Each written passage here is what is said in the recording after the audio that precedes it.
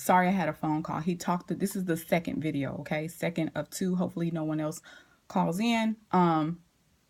But he also talked about black women being disappointed by black men and black women having to carry the load.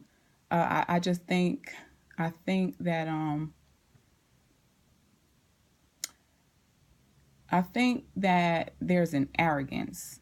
There's an arrogant undertone to black women carrying the load of black men. And just hear me out. I was just talking to my little cousin the other day about how I used to let people borrow money and just help people and help people and help people. And then I just ended up, I was depleted. I was depleted. But every time someone came to me and asked for help, I helped them because I felt like I could. Oh, I'm going to help this person. I'm going to help this person. But who did I think I was? God? Did I think I was their savior? We are people. We are people, and God put us here for a person, for a purpose, and it's not to save people. It's to lead people to him. So I just said that to say that when a black woman helps and just takes over and is in charge of a household, she's saying to that man that you're not worthy. I'm the man now. I'm going to save this family. I can do all things. I can make all of this work. So, with that same effort, we as black women have to support our black men.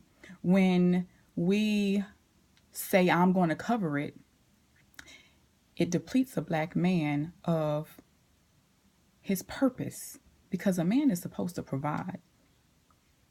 When we allow it to be okay for a man to just lay on a sofa all day, we deplete a black man of his purpose. We don't hold them to what we're supposed to hold them to. And what does that say about us? You don't know your worth. You don't know that you're worth your man getting up and working and beating the pavement every single day until he finds something so he can support you. I think that's something to think about. Discouraging. I wrote down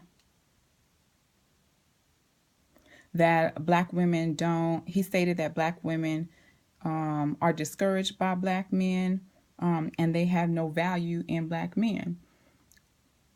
Starts at home. If a black woman has no value in a black man, it's because a black woman helped that black man to become who he is.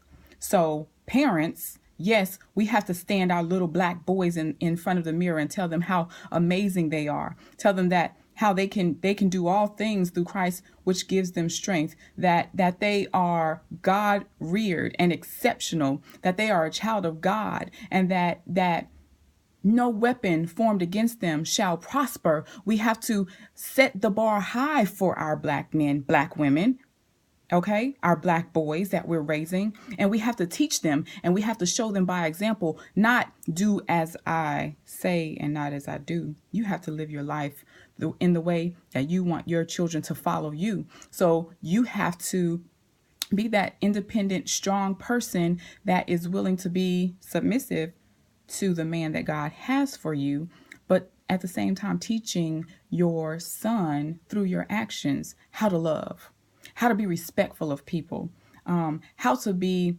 comforting to people. My son's father and I, we went through a lot a few years ago, and it's only the grace of God, by the grace of God, that we have a friendship now. I can honestly say we have a good working friendship now, and society says that we're supposed to hate each other and that we're supposed to talk negatively about each other. But if you really think about it, my son is half of me and half of his father. Okay. If I talk negatively about my son's father in front of him, what am I telling him? That half of him is horrible, right?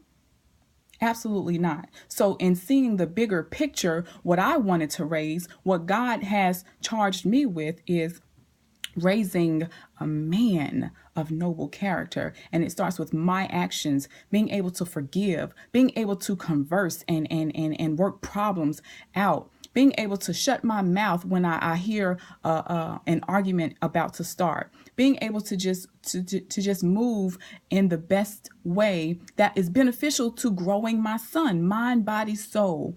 As a person, we want our children to be well rounded. So we have to mend these broken relationships. I'm not saying get back into a relationship with a person, but you have to start with prayer. You do have to pray over people that have harmed you, and you have to pray over yourself. Let me see, what else did I write down?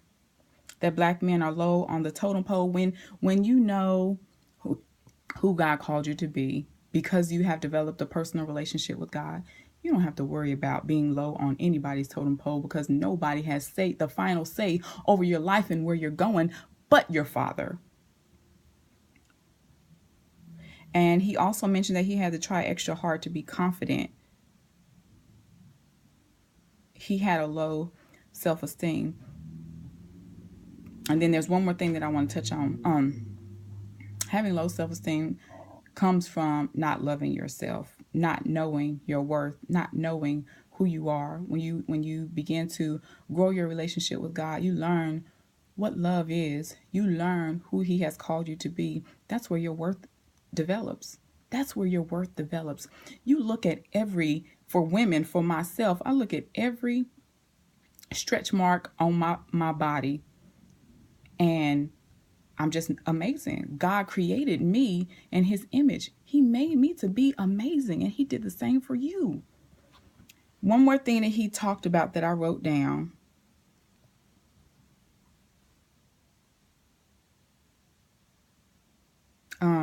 Two things I want to talk about.